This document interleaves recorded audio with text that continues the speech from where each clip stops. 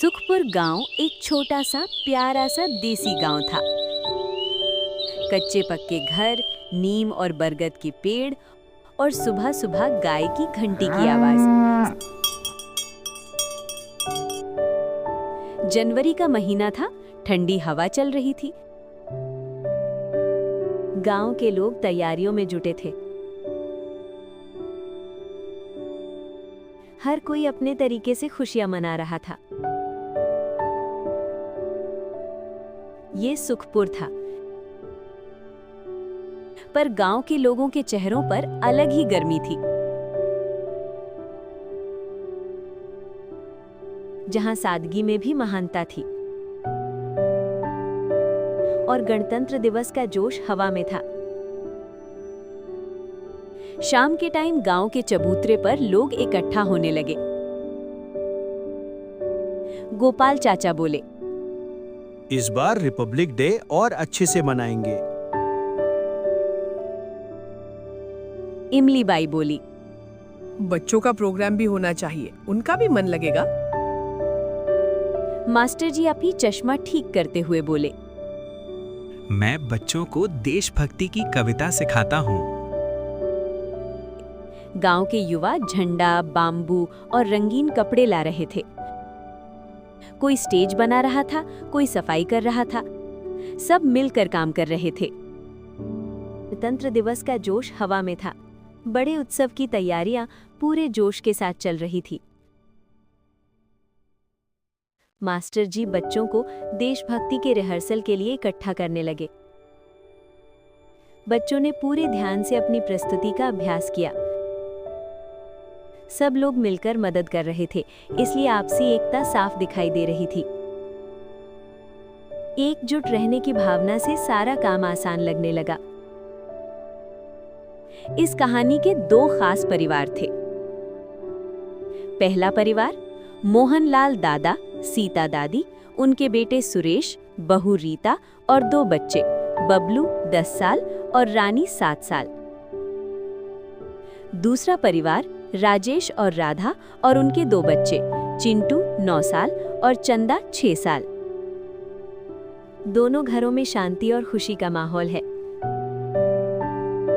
दोनों घरों में रिपब्लिक डे की बातें चल रही थी।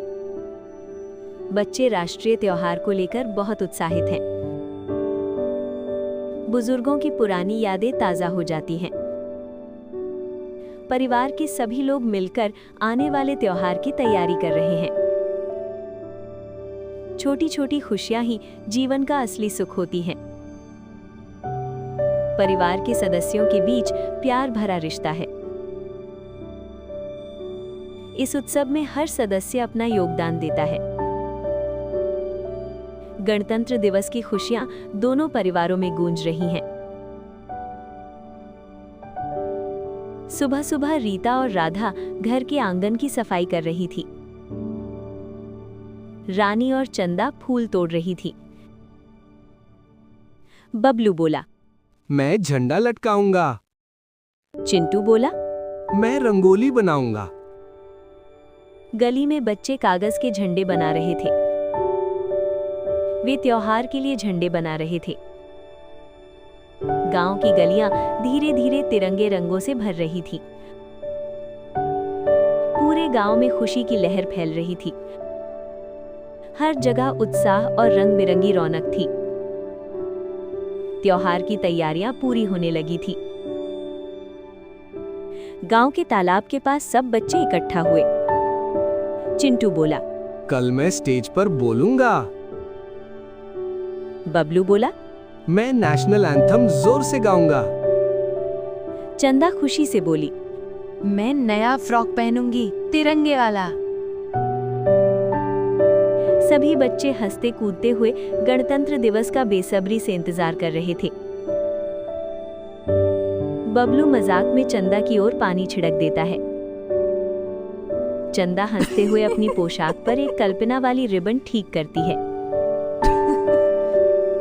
चिंटू धीरे धीरे अपने शुरुआती बोल का अभ्यास करता है। तीनों दोस्त एक दूसरे को देखकर हल्की सी प्यारी मुस्कान बांटते हैं। दिन ढलने लगता है और रोशनी नर्म हो जाती है। बबलू चिंटू को गांव की पगडंडी तक दौड़ की चुनौती देता है। चंदा खुशी खुशी कूदती हुई कोई धुन गुनगुनाती है। उनकी खुशहाल परछाइयां गांव की रोशनी की ओर बढ़ जाती हैं। 26 जनवरी की सुबह आ गई। सूरज निकला। ठंडी हवा थी, पर हर घर में एक्साइटमेंट थी। बबलू और रानी नहाकर रंगीन कपड़े पहन रहे थे। बबलू ने सफेद कुर्ता पहना और तिरंगे का बैज लगाया। वो उत्सव के लिए पूरी तरह तैयार था। उसकी खुशी देखने लायक थी। रानी ने केसरिया हरा फ्रॉक पहना। वो आज बहुत सुंदर लग रही थी। चंदा ने बालों में तिरंगे रिबन लगाए। तीनों बच्चे अब तैयार थे। तैयार होकर बबलू और रानी सीता दादी और मोहनलाल दादा के पास आए।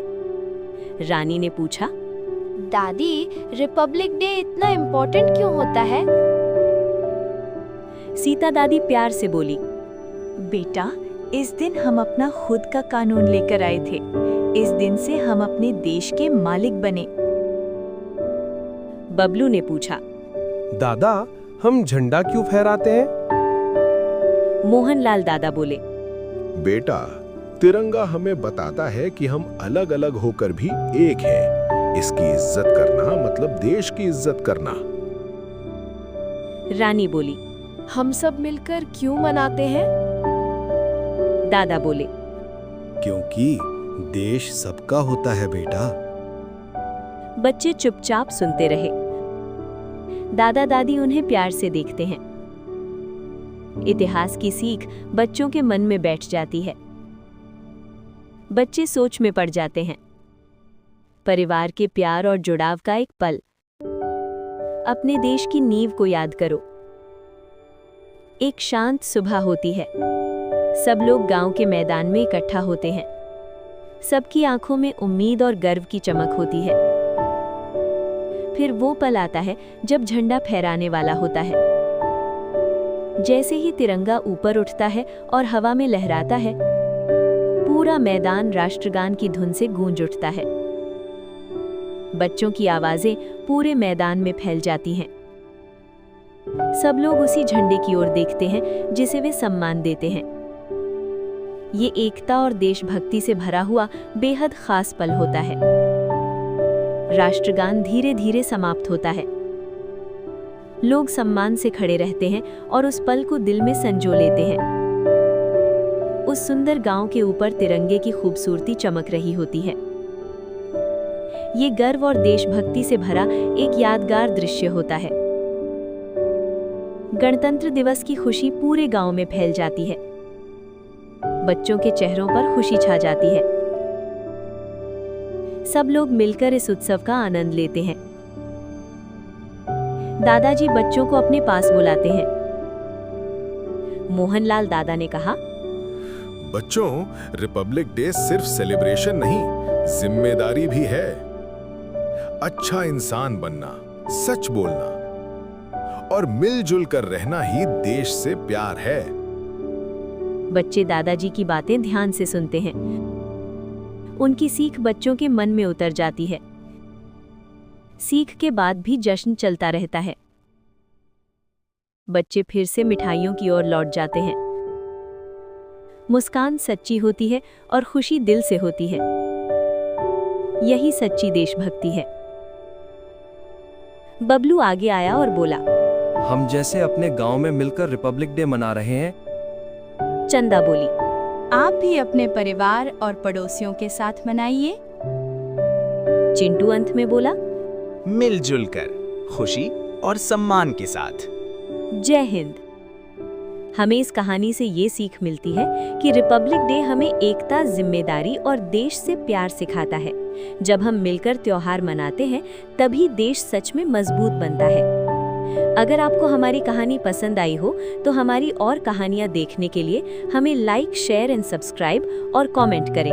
आगे की कहानियों के नोटिफिकेशन के लिए बेल आइकन को प्रेस करना ना भूलें।